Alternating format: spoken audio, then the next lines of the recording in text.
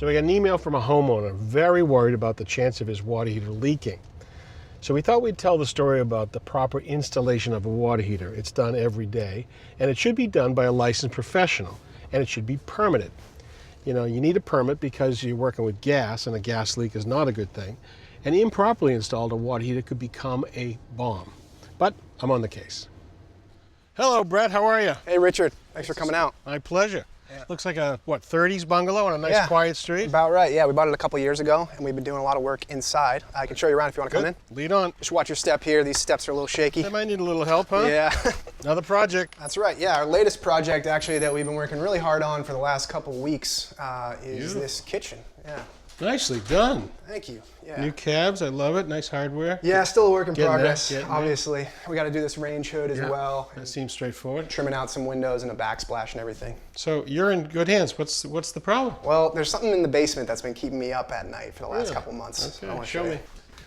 Just watch your head here, Richard. A low bridge. Plenty of places to hit your head in an old house, you know. Nice little neat and tidy basement. Thanks, yeah. All right, so don't take this the wrong way, but what is your problem? My problem is this water heater. So it was installed in 2008, so we're going on 16, 17 years, and I know better. I know the typical life of these things is, I think, somewhere between like 8 and 10 years. Right. It says 6-year warranty right here. Yeah, exactly. We're well past that, obviously, at this point. So it's keeping me up at night. I'm paranoid about it. In fact, we just went on a honeymoon a couple months ago, and I set up a camera down here pointed at this thing to make sure that if it burst while we were gone, you know, I could send somebody over to shut it off and not flood the whole basement. All right, we got to get your mind off of this, and you need a new water heater. So let's just talk options. Sure. One is straight replacement, okay? And this is a gas-fired water heater. The gas line is right here, vents into the chimney, hot and cold lines right here. You also could look at an instantaneous. Instantaneous would mount on the wall, vent to outside, not into the chimney, and it would give you instant hot water when you needed it, but not, you wouldn't pay for it when you weren't looking for hot water. The other is you've got a gas-fired hydronic heating boiler. You can see a couple of zones of baseboard right here. We could actually replace the boiler with a unit that's called a combi. It mounts on the wall, it would have heating of the building and make instantaneous hot water. Yeah, I actually got a quote on one of those combination boilers a couple months ago, and it was like $12,000 or something crazy. Right, it's a lot of work, you know, they're really efficient, and so maybe there'll be a day, because you've got plenty of life left in that boiler for now. Sure. So there may be a day that makes more sense for you, but for right now we got to get you so you can sleep at night. That'd be great. So I think make the call is just to change this water heater. Sure. So come on, I'll buy. All right.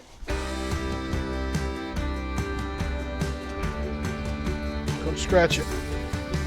Beautiful. All right. Look at this, you excited? Oh man, this is gonna help me sleep at night. I love it. This is your new 50-gallon water heater, not 40. That's great. That's gonna help us get some more hot showers. We were running out of hot water occasionally, so this will be nice. So the connections are the same, even though the tank is slightly bigger. It's got a gas connection. You can notice it's at a very similar height, so that's going to tie in beautifully. And on the cold and the hot, we'll cut this in such a way that it'll tie into our new connections here. So that's easy.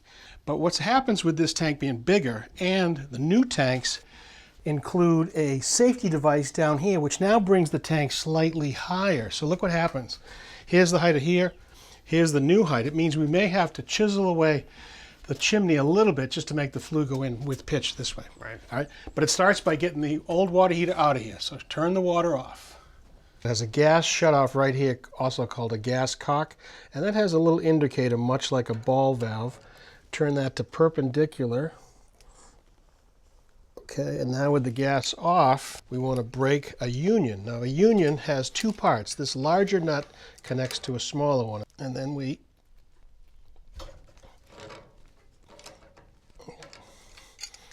this should be done by a licensed gas fitter with a permit filed. And I've done that. We're good.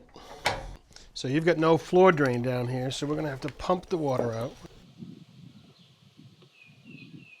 Good to go. There's a little screwdriver slot right here. Turn the pump on.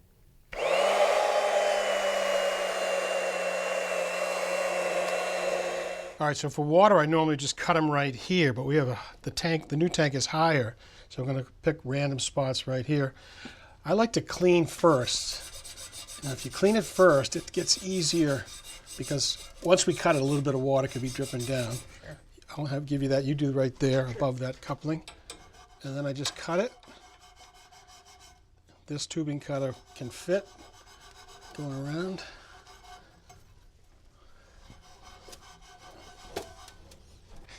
Okay, there's that, and I'll have you try.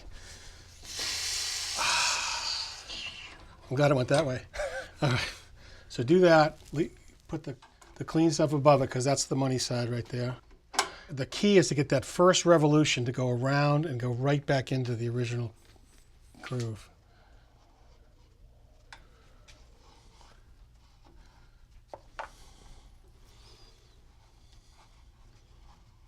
Awesome, good.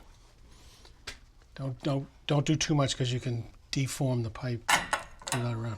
Okay, that's that. Last piece is the flue pipe. That's okay, we got to repair that all anyways. There we go. Good.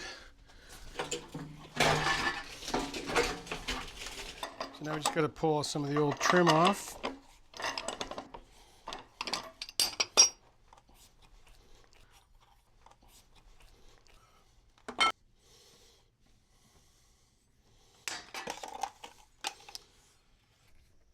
And the same for the old gas trim.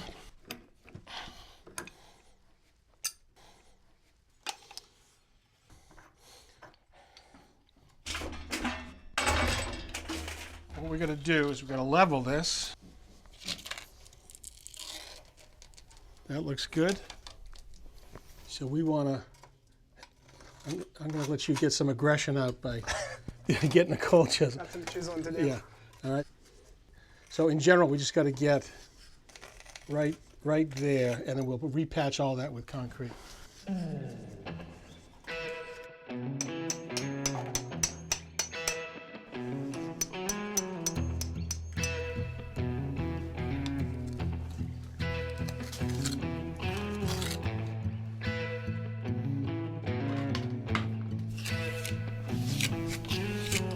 So I'm using 1/2-inch copper couplings, and I'm going to solder them because I can. But we could use those push-to-connect fittings as well. All right, soldered connections are made. Now we just have to reinstall a vacuum valve, and this is designed to prevent collapse of the tank if it ever got a negative pressure. It's a code requirement in many states, but not all. Now we are ready to turn the water on. I've cut this piece of pipe to fit. Why don't you finish your trim work there? I'm going to get some screws in there. Important device right here, temperature and pressure relief valve. It needs to have an overflow. Now it's time to turn the gas back on. All right, so I'm going to set that in the middle. You can play around with the temperature, but you're going to have plenty of hot water. Looks great. One more project for you to do is to insulate the rest of this. I put one on right here. What you can do is take your knife and trim that around the valve and put the other pieces on. Make sure the heat you make stays in the water heater, okay? Great. And last thing is to write this 1122.